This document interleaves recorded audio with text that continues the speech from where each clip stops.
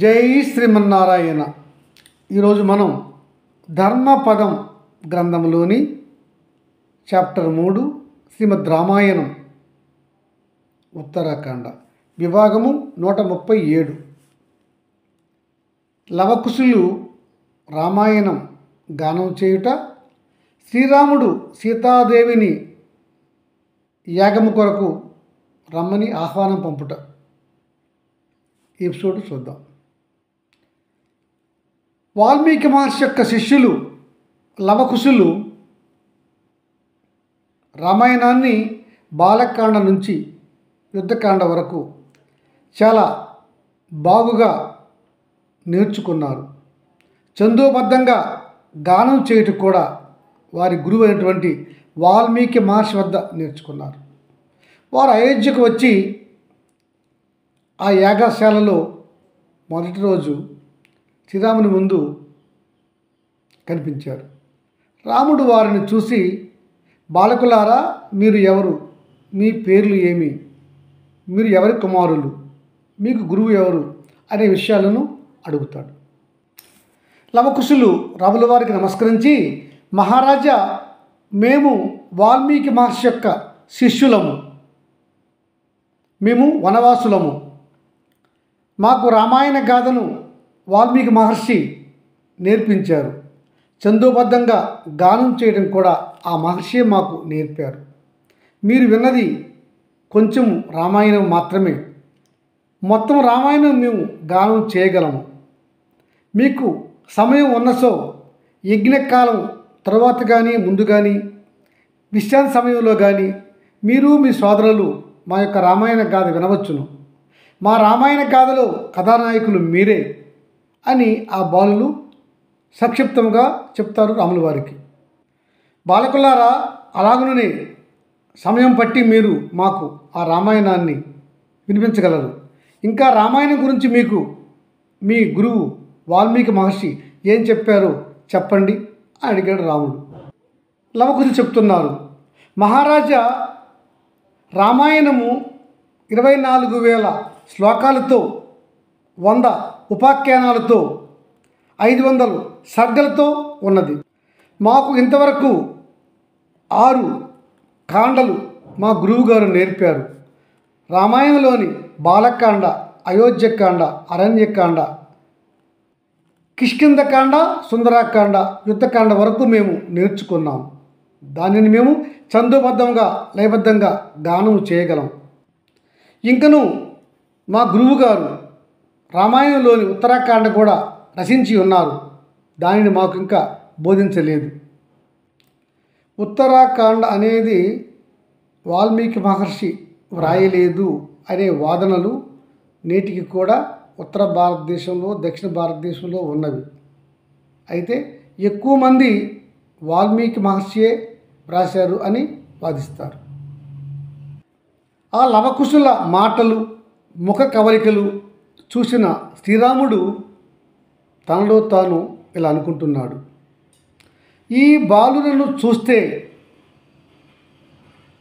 నా సతి సీతాదేవి పుత్రులు అగుదురని భావిస్తున్నాను. వీరి గొంతుక, ముఖ కవలికలు అన్నీ కూడా నాకు, నా భార్యకు దగ్గరగా ఉన్నవి. నా భార్య సీతాదేవి పరమ పావని, త్రైలోక్య పతివ్రత అని నాకు తెలియను. నాడు లంకలో ఆమె అగ్ని ప్రవేశం చేసిన తరువాత హవ్యవాహనుడు, శంకరుడు, బ్రహ్మ, ఇంద్రుడు గల మొత్తంగా దేవతలు వచ్చి ఆమె సౌశల్యము నాకు చెప్పింది. నాకు కూడా నా భార్య సౌశల్యము తెలియను. కానీ ప్రజావాక్కుకు, నిందకు వెరసి నేను నా భార్యను పరిత్యజించాను. నేడు నేను నా భార్య సీతను వాల్మీకి మహర్షికి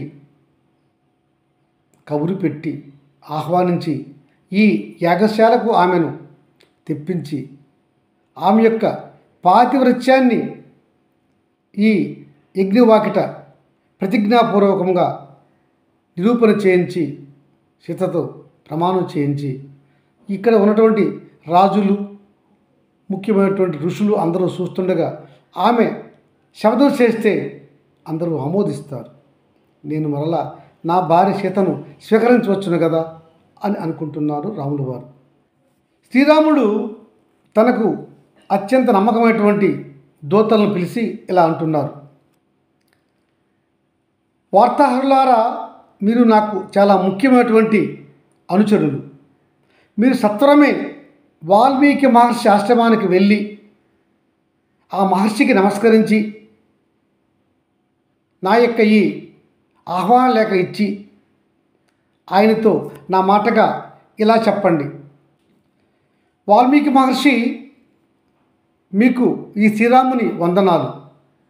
మీ ఆశ్రమంలో గత 12 ఏళ్ల నుంచి ఉంటున్నటువంటి మహాసాధ్యమని సీతాదేవి యొక్క సచ్చీలత మీకు తెలియను. ఆమెను మీరు నా యజ్ఞశాలకు తీసుకుని రావాల్సిందిగా ప్రార్థిస్తున్నాను. ఆమె మీ అనుమతి పొంది ఈ యజ్ఞశాలలో ఋషీశ్వరులు, రాజులు అందరి సమక్షంలో ప్రతిజ్ఞాపూర్వకముగా తన సచ్చీలతను నిరూపించుకోవాలని నేను ప్రార్థిస్తున్నాను. తమరు నా యందు ప్రసన్నులు కండి. తమరి యొక్క అనుమతి లేకుండానే నేను ఈ ప్రతిపాదన మీకు పంపిస్తున్నాను. ఏమీ అనుకోవద్దు.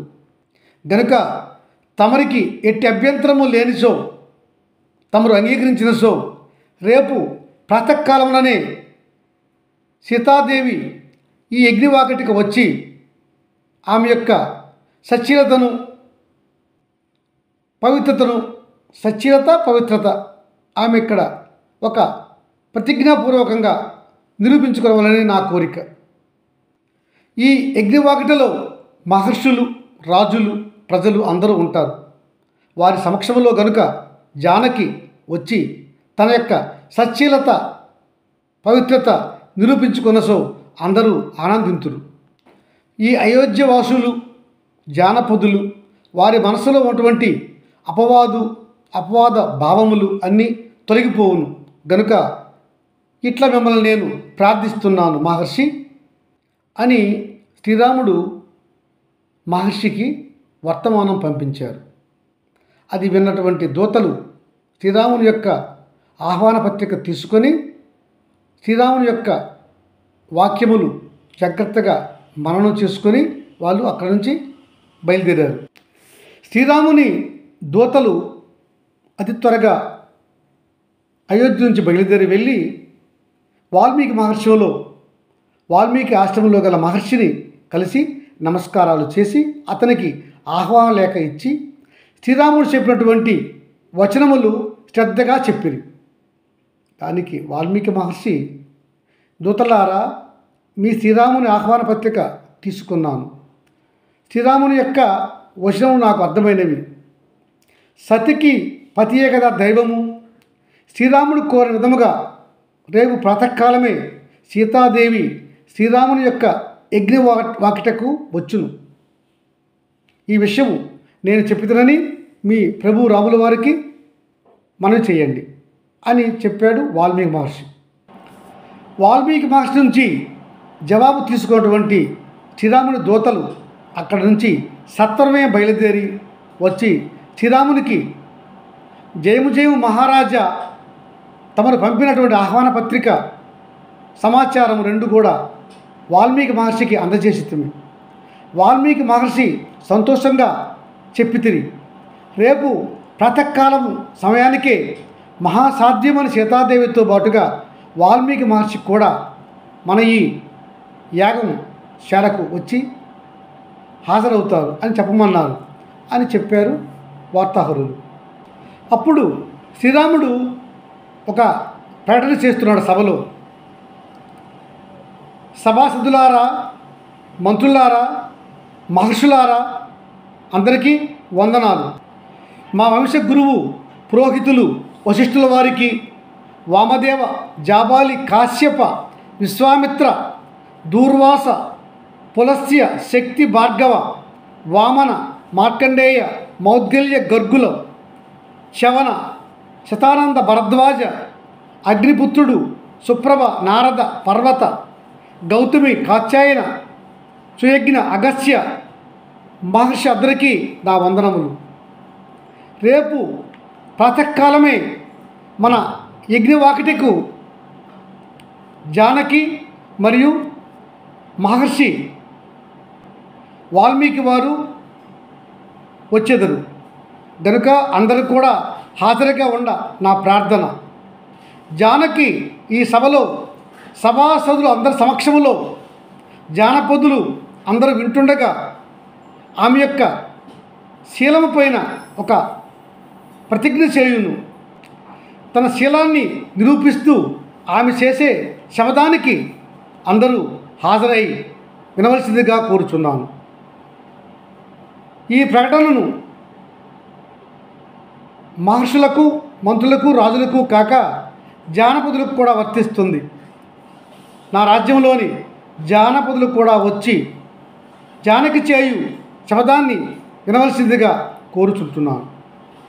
ఎందుకంటే జానకి పైన నిందలు మోపినది జానపదులలో కొందరు ప్రాకృతులు కదా, అందుకని వారు వచ్చి కూడా జానకి చేయు శబదాన్ని వినవలసిందిగా కోరుచున్నాను. శ్రీరాముడు ఇలా ప్రకటన చేసేసరికి మహర్షులు, మునులు, ప్రజలు, మంత్రులు, రాజులు అందరూ కూడా హర్షధ్వానాలు చెప్పారు. జై శ్రీరామ, నీకే ఇట్టి ప్రకటన చేయుటకు అధికారం కలదు. నీవు గొప్ప మహారాజు, ధర్మాత్ముడివి, మహాసాధ్వీమని సీతాదేవి ఈ సభకు వచ్చి తన శీలంపై ఒక ప్రకటన చేయుట మాకందరికీ సంతోషదాయకము. మేమందరము కూడా సీతారాములను కలిసి చూడాలనేటువంటి మా కోరిక త్వరలోనే తీరుతున్నది. మాకు సంతోషంగా ఉన్నది. మాత సీతను చూసి ఎన్నాళ్ళో అయినది. చాలా మంచి చర్య తీసుకున్నారు మహారాజా, దేవుడు మీకు మేలు చేయుగాక అని ఋషులందరూ కూడా రాముల వారిని దీవించారు. ప్రజలు, రాజులు, మంత్రులు అందరూ కూడా రాముల వారిని పొగిడారు. మహాసాధ్యమని సీతాదేవి రేపు వాల్మీకి మహర్షితో యజ్ఞవాకిటకు వచ్చి ఆమె యొక్క సౌశీల్యము, శిలము పైన శబ్దము చేయనున్నారు అనే వార్త అయోధ్యలోన కోసల రాజ్యంలో కూడా అతి త్వరగా రాకింది. జై శ్రీమన్నారాయణ.